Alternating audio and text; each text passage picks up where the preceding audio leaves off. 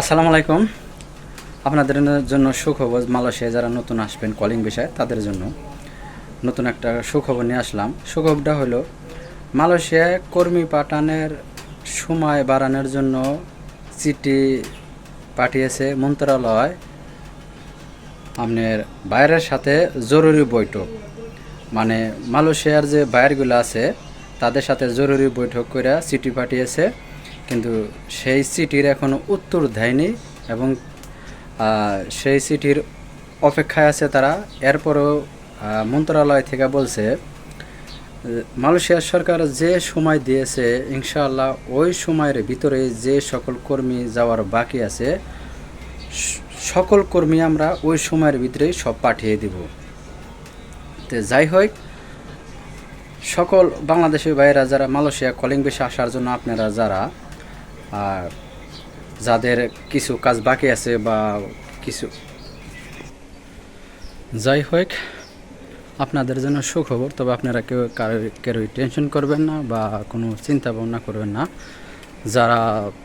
যাদের কাগজপাতি হয় নাই, কিছু বাকি আছে, ইনশাল্লাহ মন্ত্রণালয় থেকে বলছে জরুরি বৈঠকেই সবার সামনে ঘোষণা দিয়েছে কোনো কর্মী বাকি থাকবে না। যে সময়ে ঘোষণা দিয়েছে মালয়েশিয়ার সরকার ওই সময়ের ভিতরেই সব কর্মী তারা পাঠিয়ে দেব মালয়েশিয়ায়। এবং কি সব কিছুই যাদের কাজ বাকি রয়েছে তারা কাজ প্রসেসিং চলবার লাগছে। ইনশাআল্লাহ আপনাদের কোনো টেনশনের কারণ নাই, তবে আপনারা সবাই আসতে পারবেন। এটা মন্ত্রণালয় থেকে জরুরি বৈঠকের ঘোষণা বলছে যে 31 তারিখে যে সময় দিয়েছে ওই সময়ের ভিতরে যত কর্মী যাওয়ার বাকি আছে সবাইকে আমরা ইনশাল্লাহ পাঠিয়ে দেব মালয়েশিয়াতে।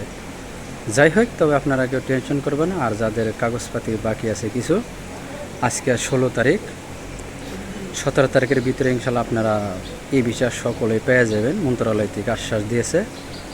যাই হোক, আর আপনারা অবশ্যই অফিসে বা আপনার দালাল যে যার সাথে যোগাযোগ করছেন বা টাকা পয়সা লেনদেন করছেন, পাসপোর্ট দিচ্ছেন যার হাতে, তার সাথে আপনারা সবাই যোগাযোগ করবেন বা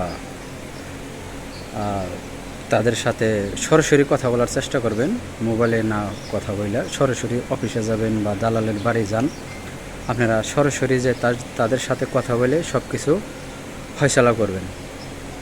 যাই হোক, আপনাদের আর টেনশনের কোনো কারণ নাই। তবে এটা আশ্বাস দিয়েছে আপনারা কেউ বাকি থাকবে না। মালয়েশিয়া কলিং বিষয়ে সকল কর্মী আসতে পারবেন বা যে সময় মালয়েশিয়া সরকার ঘোষণা দিয়েছে ওই সময়ের ভিতরেই আপনারা আসতে পারবেন। যদি মন্ত্রণালয় থেকে যে আবেদন করেছে, চিঠি পাঠিয়েছে জরুরি দপ্তরে, কিন্তু ওই ভাইয়েরা যদি আপনার সময় বৃদ্ধি না করে তার হলো কোনো টেনশন নাই।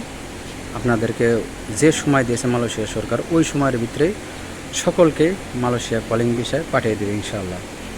যাই হোক, ভিডিওটা অবশ্যই সবার অনুরোধ রইল বেশি বেশি শেয়ার করবেন, কারণ ভিডিওটা খুবই গুরুত্বপূর্ণ। আর ভিডিওটা দেখার পরে যদি ভালো লাগে ওই